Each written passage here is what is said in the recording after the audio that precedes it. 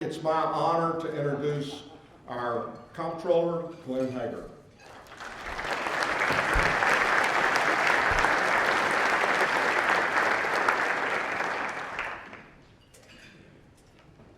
Thank you, Judge, for that kind introduction. When he pulled that note card out, and I could tell it was the introduction, I said, could you just say Glenn and keep it short? And he said, well, what I won't say is you're a lawyer. Well, Judge, you just told everybody that, okay? Actually, that's okay, I don't mind. It's good to see. The only thing that I wish you would have left out of the bio, please, I wish you got a Sharpie and strike it out. And every time somebody says, of the titles that I have, the various titles, long list of things we do in the Comptroller's office, 3,000 employees and 20 plus divisions, legislature keeps giving us a few things every single legislative session.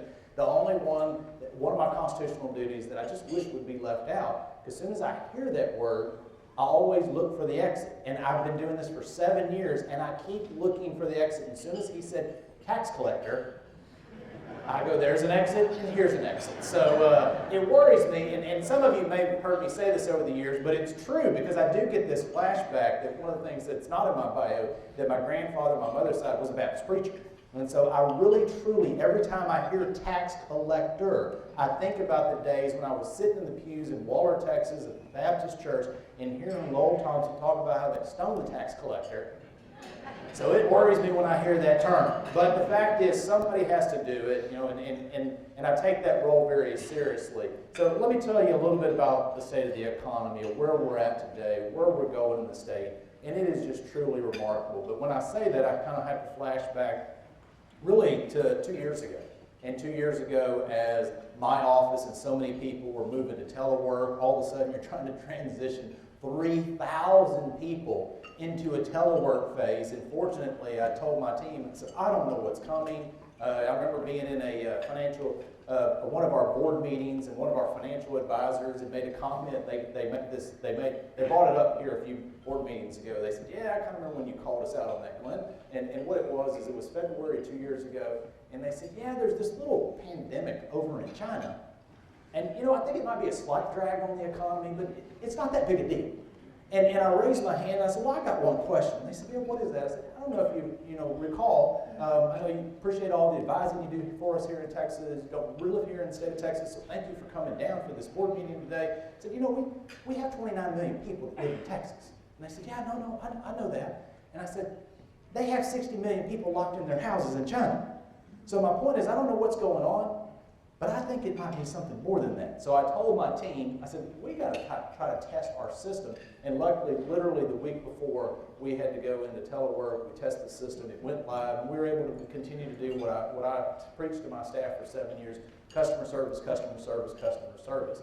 So 2 years ago, I was sitting here thinking about it. I thought, you know, I think it was Tarrant County that I realized there was a group here in Tarrant County right after the pandemic started. Everybody, as you all recall, many in this room as well, started worrying, what's going to happen to the state economy?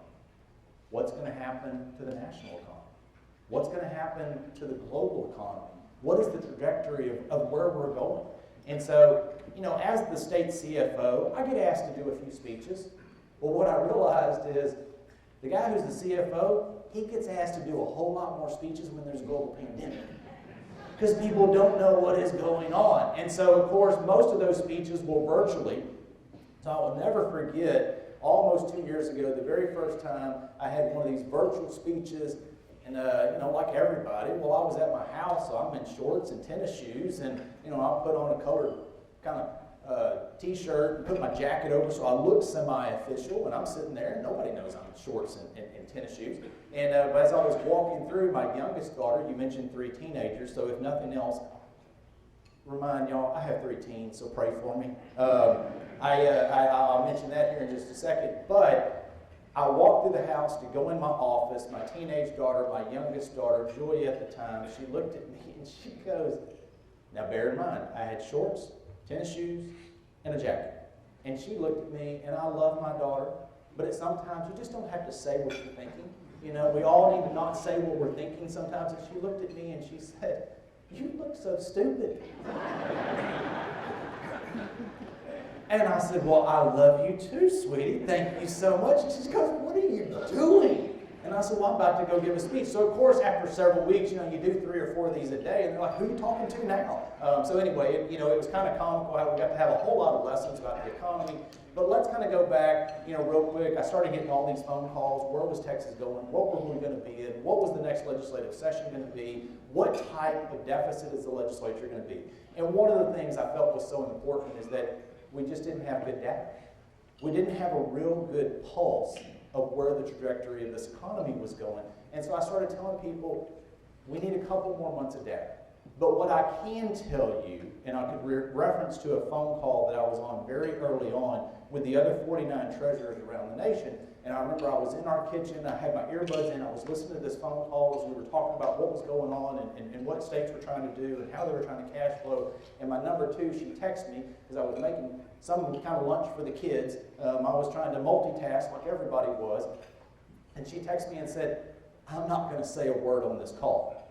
What that really meant in a longer explanation, I knew exactly what Lisa Craven meant, is that the voices of panic from other states of how they were going to cash flow was not an issue for the state of Texas.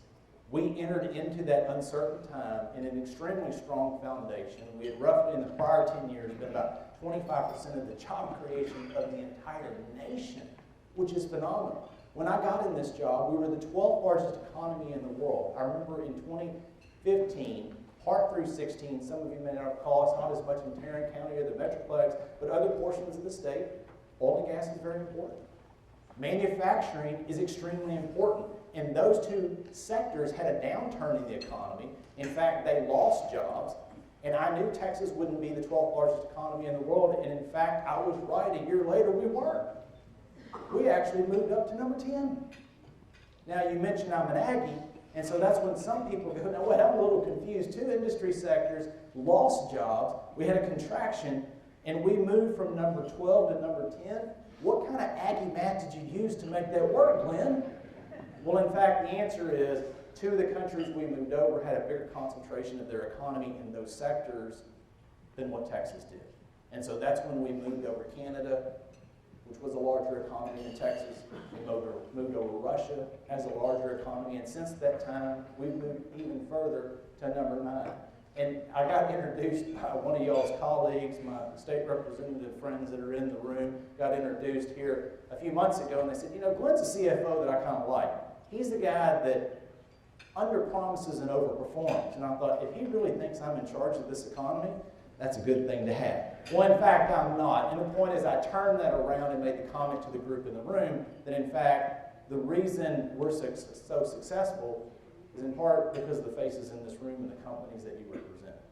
Texas right now, as an economy, I told some of the leadership the other day that when I gave a revised revenue estimate last October, as they were winding down multiple of the special sessions they were having, and mentioned to them at the time that Texas, when we get back into the next legislative session, we close the books on this 2-year budget here in a little over a year from now, we will probably end up having over $12 billion in our state savings account, which is a very healthy sum.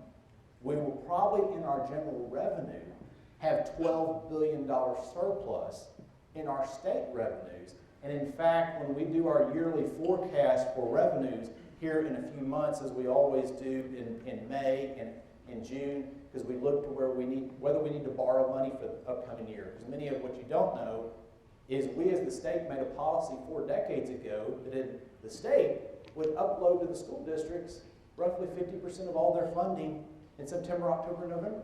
So what that means is in December, I have a cash flow shortage. So I usually go out and borrow money. 2 years ago, I went and borrowed $7.2 billion. Why? Because I had just a slight cash flow in that first week 2 years ago, almost in December, of $15 billion. Because of that mismatch of what was coming in and what was going out. Well, let's just say this year, I'm not going to borrow any money because Texas is in a remarkable place. And let me tell you a couple of numbers real quick, and then I'll mention a few other things. Texas today, as we see it, is in an unbelievable position. I tell people jokingly, in part, I still need a couple months of data. In part, I was over in Temple the other day, and with one of your counterparts in Bell County, And the judge, before he said a word to me as we were getting started, I said, Judge, y'all have had some really good months, because I always look at the data and the numbers of what community I'm going to, the county I'm going to, the city I'm going to, just to get a sense of what is going on in that community on a little bit more of a micro level. And he said, yes, we have. And he said, well, that's what I want to talk to you a little bit about, because the issue is, as you know, we're starting our budget for the upcoming year. And I said, well, I'll give you a recommendation. Whatever you do, budget a little conservatively. Well, I knew that was going to probe another comment, without a doubt, because the point was, and that's what he said, but yeah, I used to be a city manager. I realize all that, Glenn, but the point is, the question is, how conservative should I be?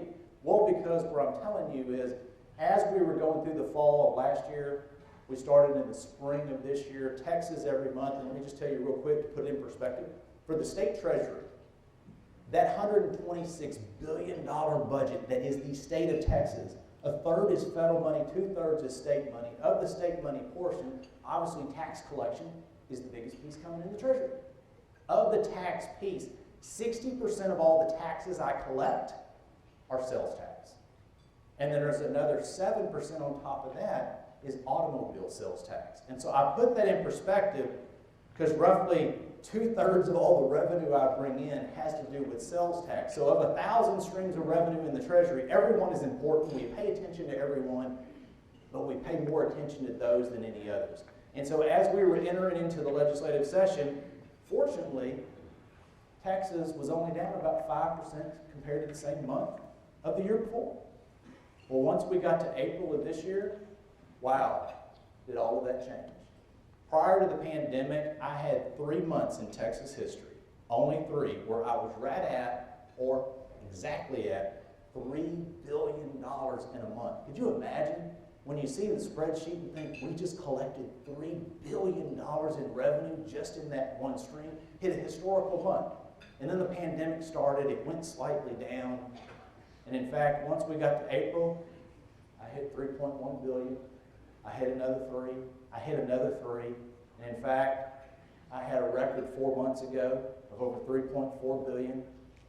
3 months ago, I had a record of 3.56 billion. Then I had another record of just barely over 3.56 billion. And then last month, thank you all for shopping in December. Thank you. Let me just say, I wish what you did in December of last year, you would do again this month. And the reason I wish is because those of you probably didn't see our press release that last month, when we closed the books at the end of January, which was our collections from December, you and I pay it in December, businesses collected, they start remitting it to me on the 20th of the following month for the following days, and then we close where we're at. We were literally at $3.86 billion, almost $3.9 billion. So what I tell you is, thank you for what you and your businesses are doing in Texas. It is phenomenal. People ask me, do you like your job? Hell, how can I not? I have nothing but good news to say.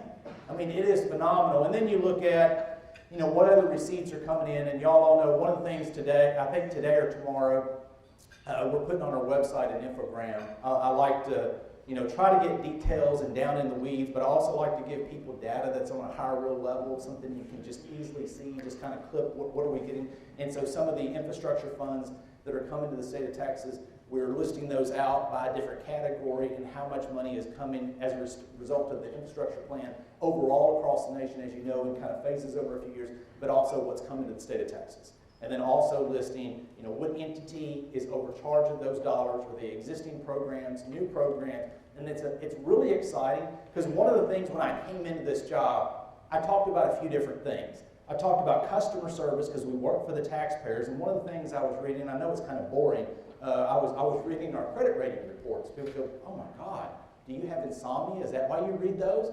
No, in fact, it's kind of my job, so I was kind of looking at some of the past issues and trends and what's going on in the state of Texas. And one of the things I got to appreciate more than ever before is that as a former legislator, we pass a 2-year budget. And we have to do with that 2-year budget. But part of that process, and as y'all are having this program here, is because infrastructure planning is more than a 2-year process.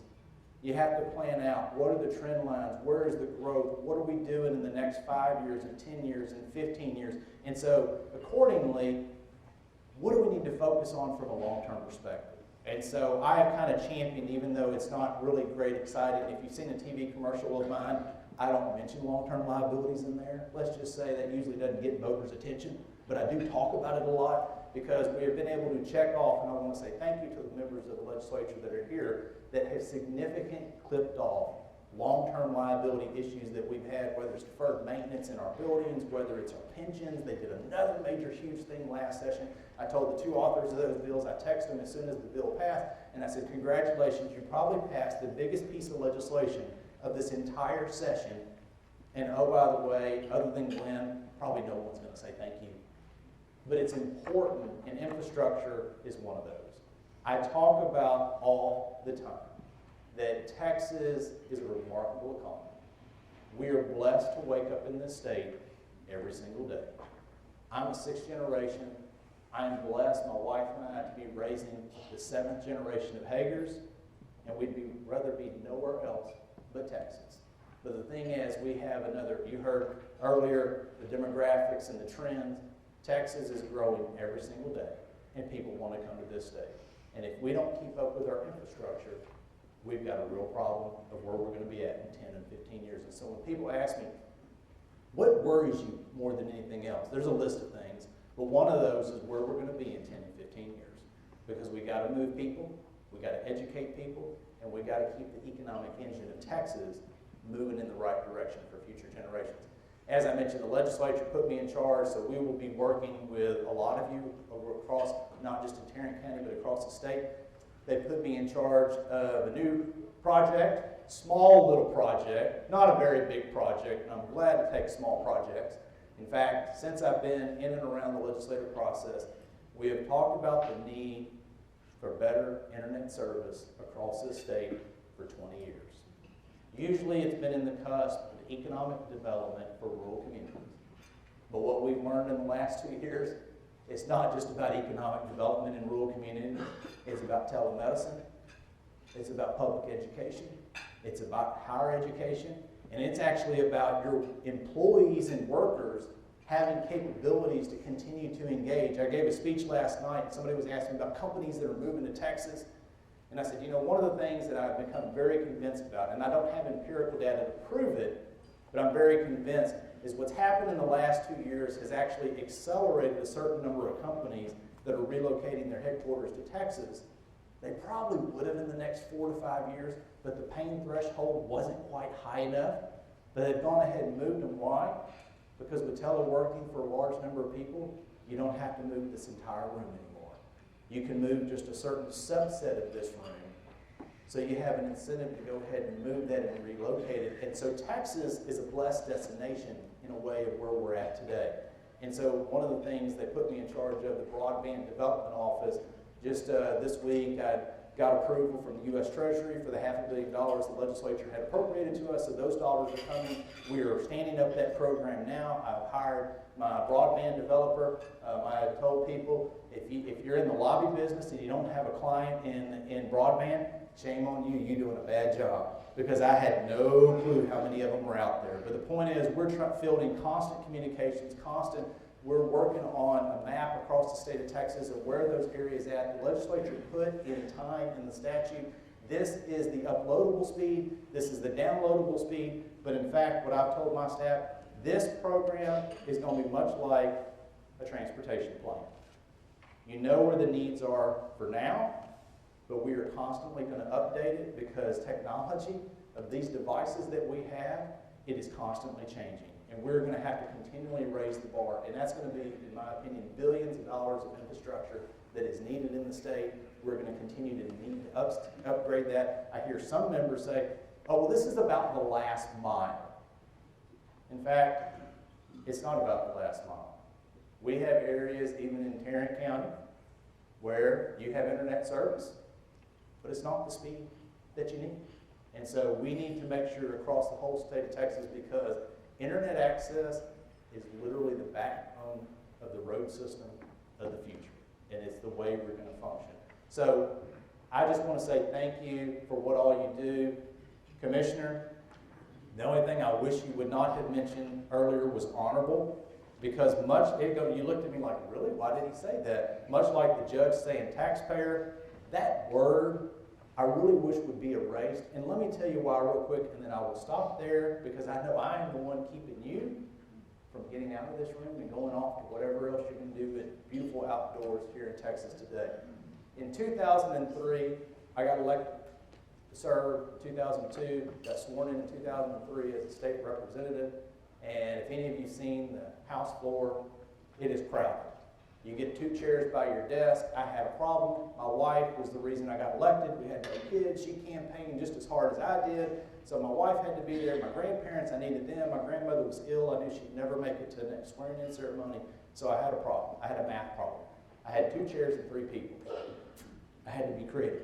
So my wife and I squeezed into my chair. She's a petite lady, so she was squeezed in on the front edge. I stood up. I like to have humor in my life. I think humor is important in life. I think that's really important to getting through day by day. But I don't know, men, if any of you in this room that are married, if you ever have a thought in your mind and you say something to your wife that you go, damn, I wish I had that back.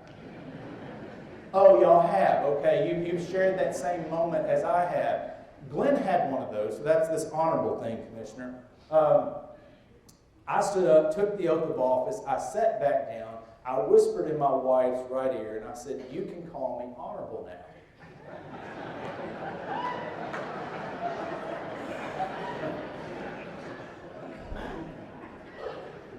My wife is an amazing lady. I wake up literally, and I thank God that Glenn Hegar somehow married up to Dara Hegar. She has a lot of tolerance, a lot of patience in life. I thank her for doing homework with our kids. I got home from an event last night. I walked in the room, and I got one kid over in some area. She's working on a NASA project, an online program she's got. She's got strings, and oh, by the way, I got paint chip because she used like Gorilla tape on my, but that's okay. She's being creative. She's sitting with my son, who's like me with ADD and doesn't like to focus and write things out. And I could already tell it's 7:30, and my wife has a glass of wine sitting up there.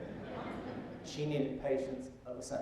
Well, she hasn't. Well, let's just say Glenn Hegar and his bright idea of you can call me honorable, she had no patience for that one. She looked at me, and I've never forgotten that look. And so every time I've been sworn into office, you know what I do? I just look at her and I say, I love you so much, and I sit back down. So if anything you've learned from all of this speech today, there's a few things. One, Texas is a great place to call home and do business. And we just got to make sure we keep it on that pathway. I will say, with that being said, what is the future trajectory of the economy? I think it's extremely bright in Texas. There's going to be a blip. And that blip is going to happen from somewhere in the U.S. or somewhere around the world. Really smart people all the time try to predict when is the next downturn in the economy, what is the reason for the downturn, and the reality is we don't know when, we don't know why, but I can promise you it will happen. But the foundation that we have today in Texas will make sure that Texas continues to outpace the national economy. We have strong fund balances to weather that storm as long as the legislature continues to make prudent decisions. The second thing, keep me in your prayers because I got 3 teenagers. And lastly, don't call me honorable again, please. With that, it's great to be in Tarrant County. Thank y'all for what you do. Thank you for what you do to keep the economy going. Judge Whitley, congratulations on your honor.